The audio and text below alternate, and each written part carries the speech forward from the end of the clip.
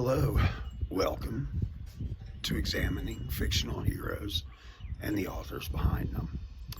My name is Wayne Browder. As you might have surmised, it's gotten a bit nippy here again, but that's okay. I enjoy it, and as long as the wind will allow me to do this out here, and other factors like traffic, this is where we're going to do this. Continuing with the theme of survival stories,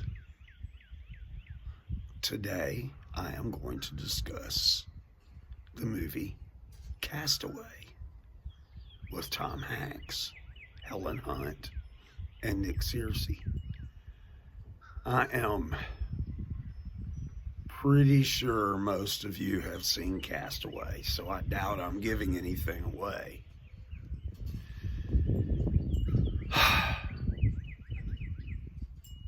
Well, as you know, probably Tom Hanks plays a character by the name of Chuck Noland,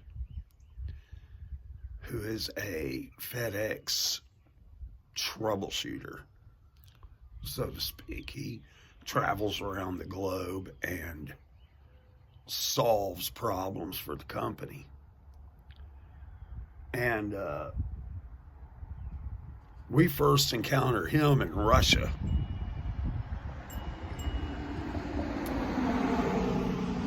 And this is shortly after the end of the Cold War, when capitalism and industry and things of that nature were making their way into the former Soviet Union. And, you know, in a way, these people were having to learn to do things differently because of that. And he is there training them, and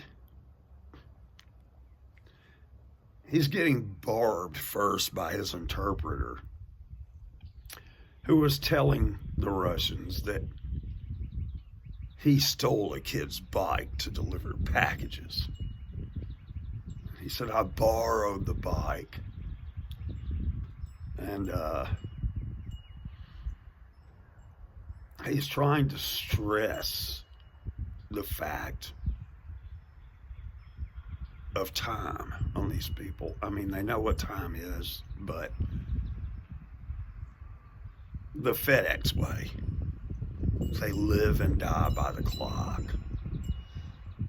And his motto is, we should never commit the sin of losing track of time or turning our back on the clock. And so they're getting all this stuff done and overcome some obstacles like a truck being locked down, things of that nature. And when they're boarding the plane, his friend Stan is barbing him about the bike. That's Nick Searcy. And he's saying, stole a crippled kid's bike. And he's like, yeah, I like how the kid is now crippled. You know, because stories grow as they're told.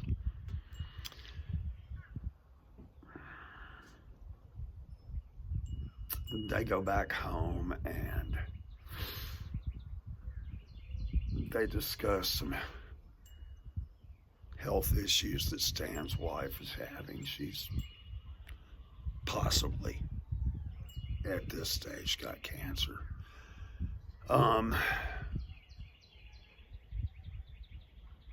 At a Christmas dinner with his girlfriend, he gets called away.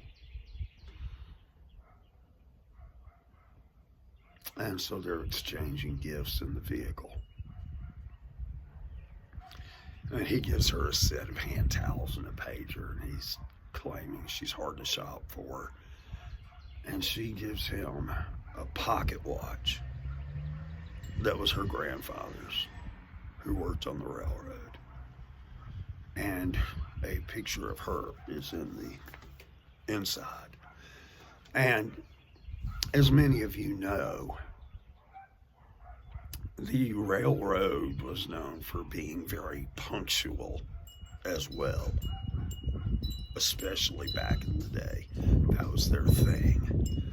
So there's really a correlation between her grandfather's railroad watch and the work that Chuck does for FedEx. So he then gives her a ring. He says that the hand towels were a front.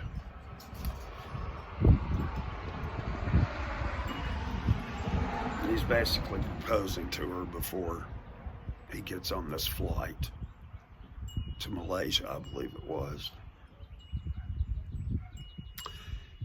And he walks off saying, "I'll be right back," which is probably his little gag thing that he does. At any rate, the plane goes down in a storm, having flown blind for a while. And everyone on board except Chuck dies. They probably went down with the plane. He almost did. But a strap on his life raft broke. It had gotten caught on part of the wreckage and it broke. And it took him up to the top as it's designed to do. And if that strap hadn't broken, he probably would have gone down with the plane as well. And then he's almost sucked into the engine before it sucks in enough seawater to destroy itself. Because one of them is still there on the surface and active. And then he washes up on this island, and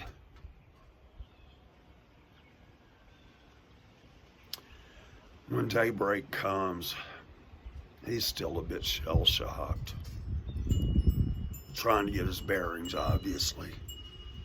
And he starts seeing packages washing up on the shore. He starts collecting the packages. And he's probably really doing this without thinking. This is his stuff, he's going to take care of it.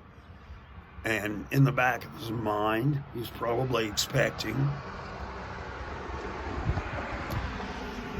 a rescue before long, so he's going to try to save as many of these packages as he can. Whew.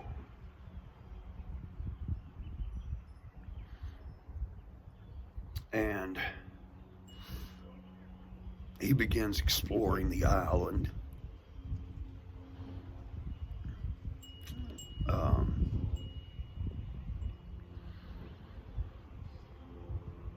Making his way to the top of a mountain that's on the island.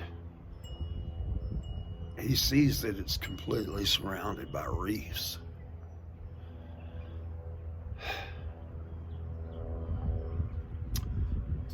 And then he spots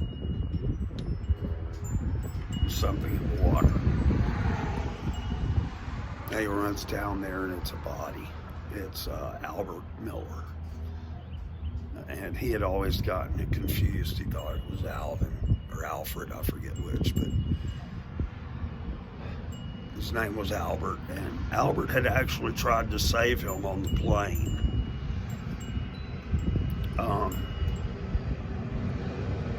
As it was going down,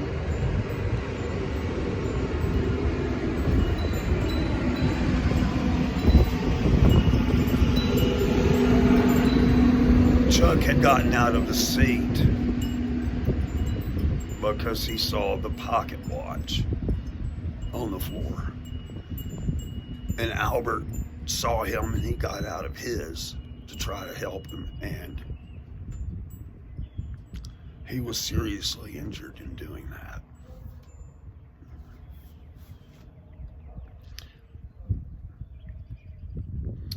So he buried Albert and put a marker over him.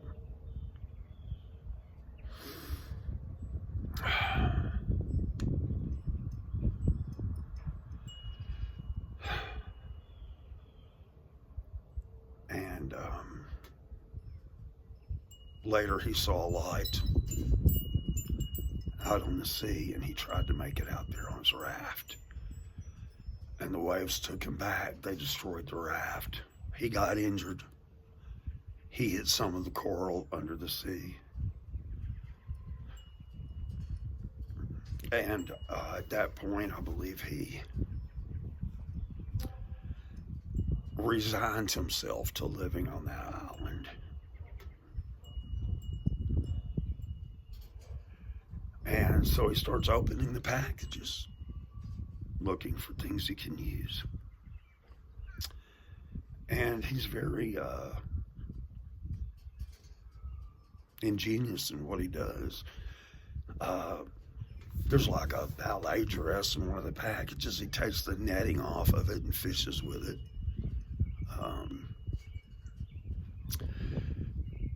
He takes ice skates and he's fashioning a spear with the skates.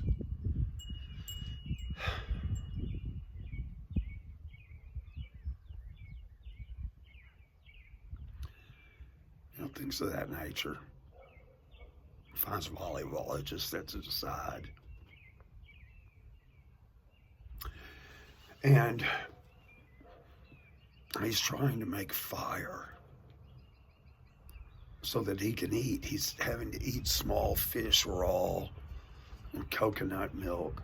He stumbles on the way to open the coconuts earlier in the movie, accidentally.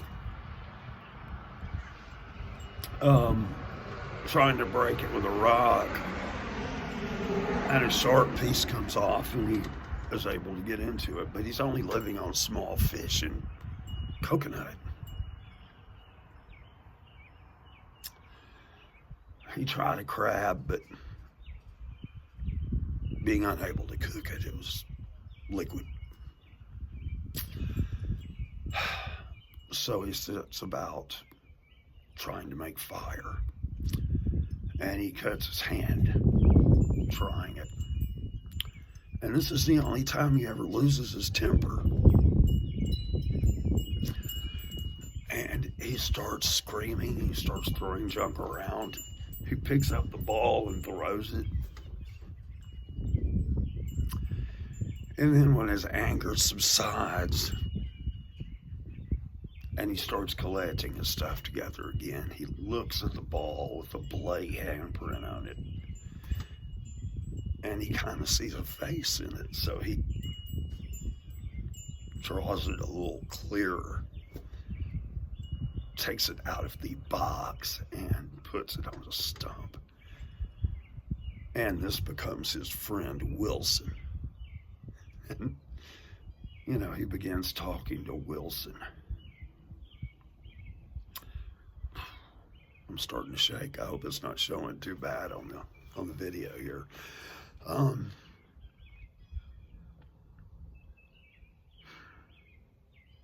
But he is not lost his mind. He is still able to reason these things out. Ways to use these things as tools and things of that nature. He has a tooth that has been bothering him for a long time, and he eventually has to use a rock and one of the blades from a skate and knock the tooth out himself. So you can imagine the desperation it took, or it would take, to do something like that. But, when things are necessary, we are capable of doing a lot.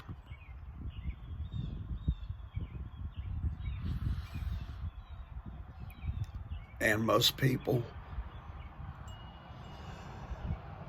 we don't actually know how to survive. Even a lot of the original mountain men who went west were not what you would call survival experts. Even though they knew a lot of things that we don't know, obviously, but they learned, they adapted, or they perished.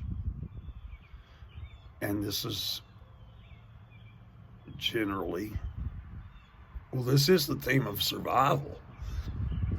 I mean, some people know how to do it. That's their field of expertise. Most of us do not. So we learn or we die.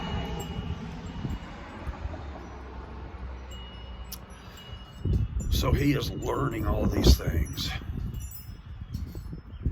And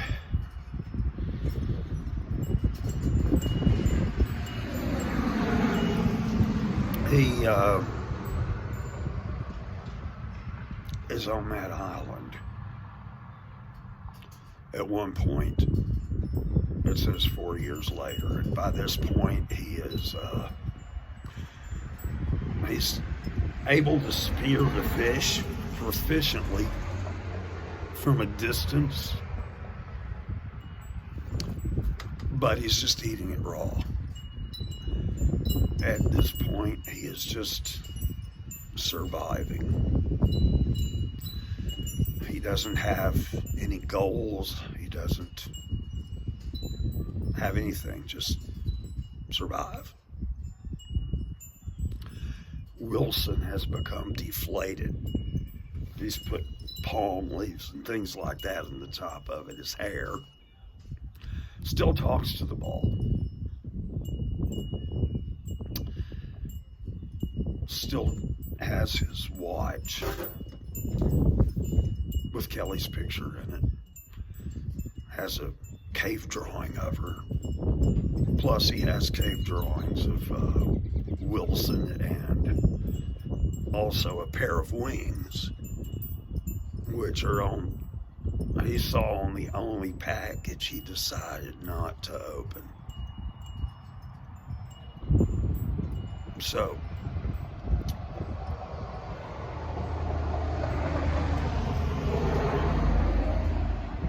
eventually,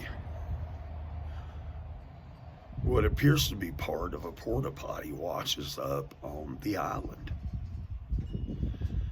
He hears it and he goes out to investigate, and he's still very suspicious and somewhat afraid of it. He's poking it with a spear. So he is somewhat gone, but he retrieves it. He sits there and looks at it, and I believe that the pieces start falling together again, because he was very skilled with math. He had already been able to calculate the years inside his cave. He had a diagram for the months and the years. So he was using his skills with math and stuff to do that, and he had used them earlier to kind of chart his position. And he figures out he could use this as a sail if he built a raft. See, he is an accomplished sailor. I didn't really know that until the last time I viewed the movie earlier, when their phone is ringing, when he's trying to call her from Moscow. It's showing things on the wall as the phone is ringing, and one is his certified sailor certificate. So his knowledge of sailing and his knowledge of mathematics, he has been putting to use, and he is able to build a raft. He's able to calculate everything he needs for this raft. And he makes his plans to escape the island. And before he leaves, he's writing a note with chalk on one of the big rocks out there. Chuck Noland was here 1,500 days. Tell Kelly Frears, Memphis, Tennessee, I love her. And then he takes off on the raft. And when he is able, with his sail, to get over those reefs, he's looking back at his island. And you can tell he's a little sad, he's a little scared. He's been on this thing for over 4 years. That's his life. And now he's leaving it.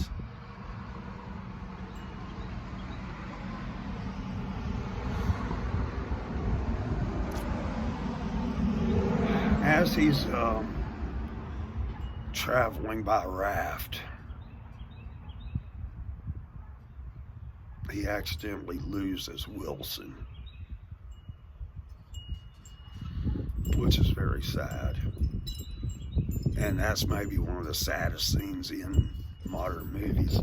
You know, people talk a lot about, oh, yeah, men never cry at movies or whatever. I wouldn't say, I don't know, I didn't cry.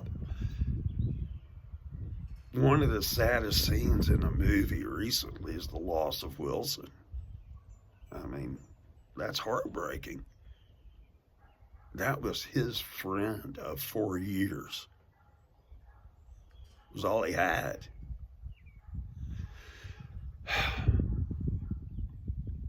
So that he imbued thoughts and feelings to this thing is not unusual.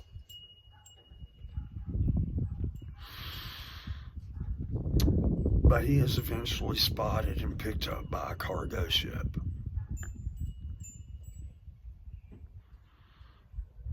And Kelly gets a call at home and gets the news and faints.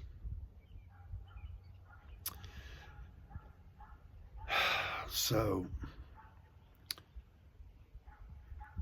they are bringing him back to Memphis, and his friend Stan is on the plane with him. And Stan's giving him the rundown of the little ceremony, and then he's going to talk to Kelly, but he says that, you know, Kelly had to give you up. You were pronounced dead.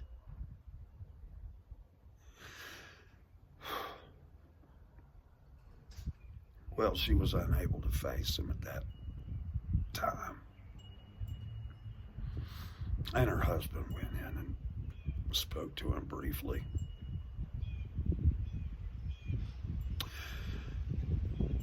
And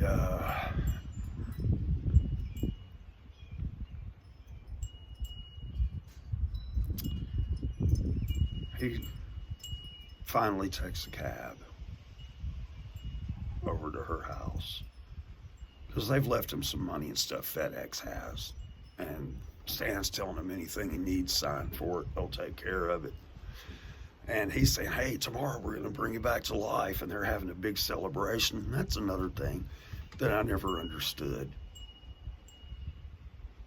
They're having a big seafood thing. Man, this dude is sick of seafood. Seriously. I don't know whose idea that was. You know, he probably wanted steaks or hamburgers or hot dogs or something. Or Barbecue? Memphis is famous for barbecue. But they had seafood for a guy who was stranded on an island for 4 years.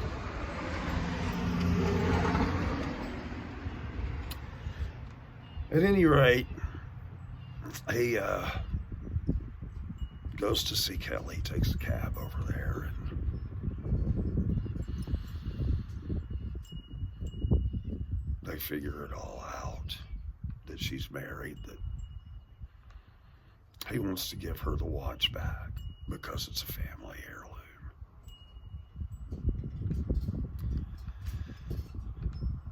And she gives him the car back. She still had it. And she's giving him the key. And he's asking about it. And she said, "It's your car." So they decide they need to both move on. And he goes and talks that out with his friend Stan afterward.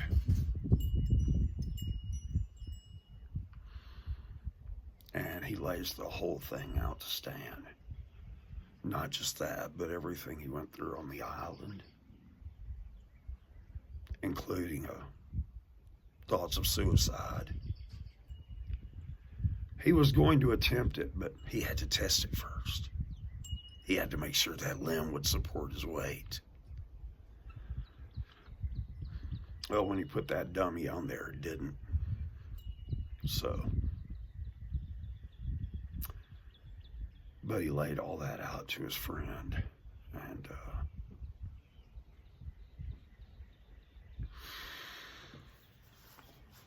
then in the ending scenes, it shows him driving down the road in his vehicle, drinking bottled water, which would be a great luxury after four years on an island where you're having to collect rainwater. And he's delivering that package he never opened.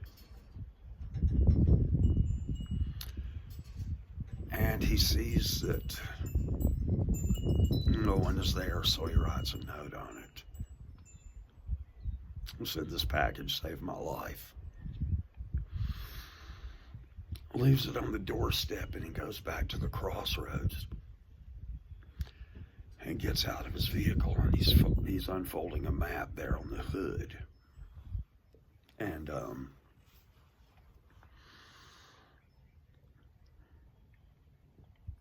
the woman who he just delivered the package to actually comes from another direction, and she's going back home. She says, "You look lost," and she starts telling him where all these roads lead. And as she drives off, he sees those wings painted on her tailgate. And that's where the movie ends. And I've always personally liked that ending. Particularly that scene where he's standing there at the crossroads with the map, you know. I don't know why. I've just always liked that.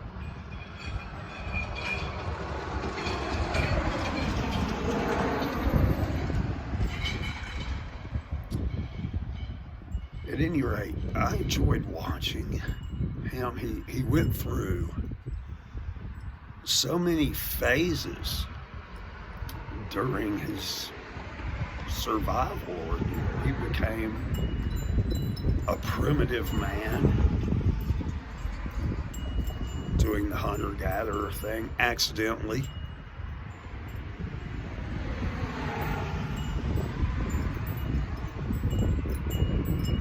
Discovering that sharpened stone to break into the coconut. it just really made me think. He was really going through the phases of man in a way,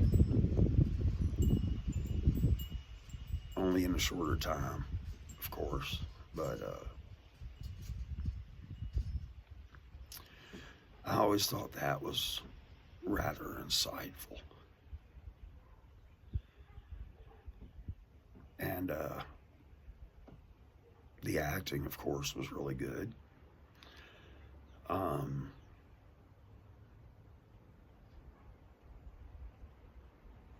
I like also that the two of them as friends, Chuck and Stan, you know, Chuck was concerned about Stan's wife and wanted to help, and he was sorry he wasn't there when she passed away. But Stan was also there for him when he had to go over there in the middle of the night after going over and talking to Kelly. So, things like that, what you might think of as small things in a movie, I think they say a lot.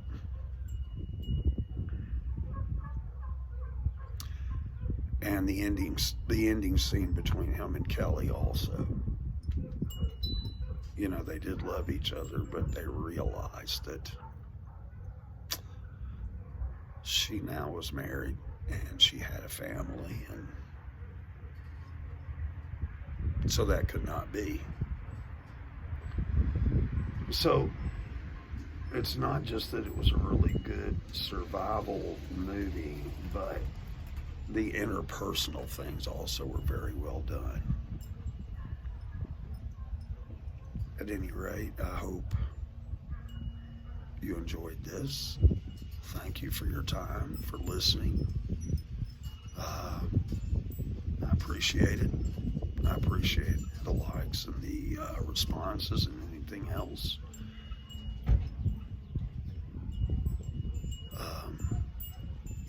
You guys have a good night and have a good week. Thank you.